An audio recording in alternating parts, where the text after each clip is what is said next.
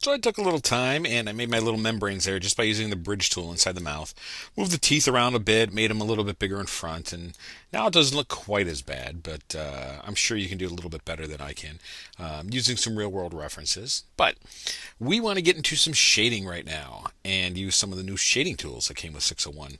But one thing I want to show you, and this really should be in the animation area, but we're not going to animate like this, so I'm just going to show you right here. We had moved all these polygons down for the mouth, and well, what do what if we want to close it now? How do we do that?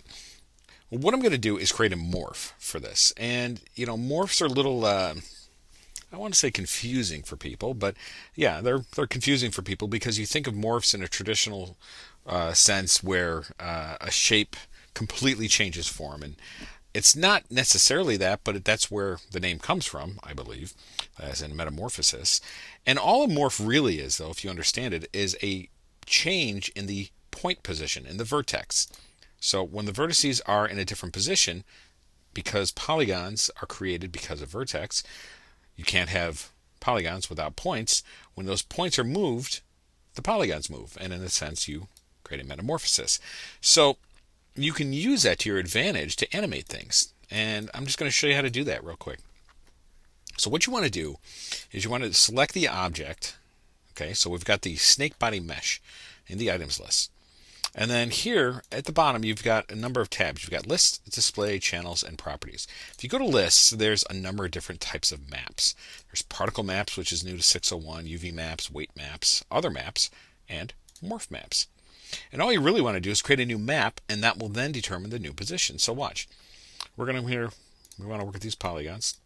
And we're going to hit new map, and we'll call this mouth closed. And we're kind of working backwards here, but that's okay. Then we're going to select all the polygons we want, and this will include the teeth down here. This is the only tricky part. And again, I'm going to use my middle mouse button to make sure I get all the way through.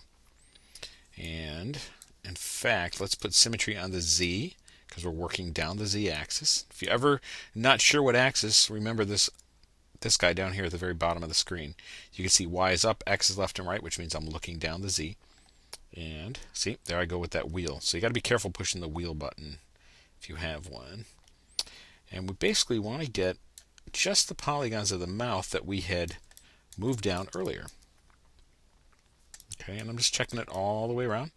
And I think we got them all.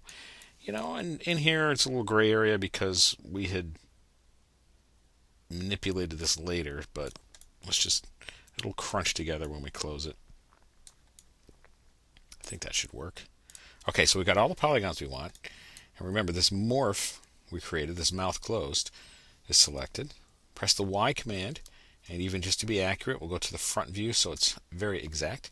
Come back here where we originally rotated from, and we're going to rotate this up. Oh, look at that. My teeth don't actually go through the mouth. That's good. There. We'll go back to perspective view.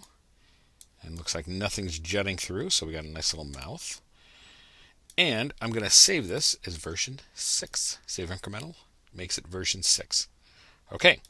Now, if you just click on this morph, open, close, you are now able to animate this. And we have a nice flow of polygons here in the corner of the mouth of the joints. Now, should your mouth not be doing that, press the O command, and often the enable deformers might need to be on down here at the very bottom of the screen. Okay? Depending on which view you're in. I'm in the model view. If you go to animate, press O, that's on by default at the very bottom of the screen.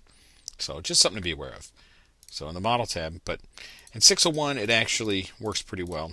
I think 501 it was more of a trap, but you can actually see the morph down here, mouth closed. So you're saying, but Dad, how do you animate that? Simple. What you're going to do is with this morph, you've got the body, okay, you got it all together. Right click on that mesh, then go to add deformer, and then you're going to choose from influences the morph influence.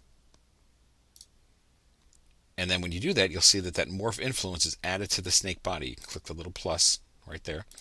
Okay. And then if you go back over to properties with that influence selected, look at the morph influence. It's now added to the item. You can enable it or disable it, and the morph map is mouth closed. The reason mouth closed is already in there is because that's what was selected when we added the influence. If you have multiple morphs, you could choose from them here.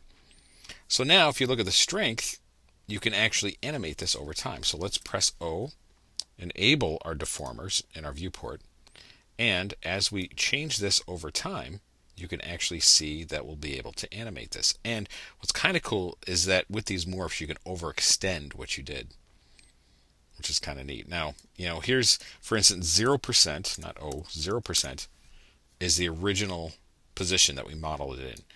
And we had done a morph of mouth closed. So if I do 100% morph, it closes it. So those are the two positions. You can actually then, of course, overclose it, which you wouldn't want to do. But if you just wanted a little bit more, maybe 105, let's say, you can actually make those lips touch. So while I didn't actually set my morph to be that exact, you can do it with the tools. And of course, you can go the same. If I go negative, let's say 10%, actually, let's do a little bit more so you can see it. Negative 30%. It opens a little bit far beyond. And because we've got these membranes kind of back here in the mouth, that can work. To animate it, and we haven't talked about animation yet, this is the little animation button right here. And if you see when I hold my mouse over, we've got none, constant, animated, animated with keys, mixed, driven, and undefined. So what we would do later is that in our animate tab here, across our timeline, we can very simply just set keyframes. Right here, we click on that, and I'm going to go through an animation primer in a little bit, but just quickly I'll show you. Here we are at frame 0. Strength is 0% for the morph. Just click it and it turns red. And let's say at frame 20, nothing happens. So you click it again. Notice that there's a green line here. That is our keyframe animation. That is the in-between that's automatically generated for us. And then let's say over 5 frames, he just gets mad and opens his mouth. So at that frame, at 25, I'll say 100%. A little backwards here, but we'll fix that. So now, his mouth is open and closes over time as I drag through the timeline. If you wanted to reverse this, it's pretty simple. Just go to this point in time. Let's say his mouth is closed here. So I change that to 100.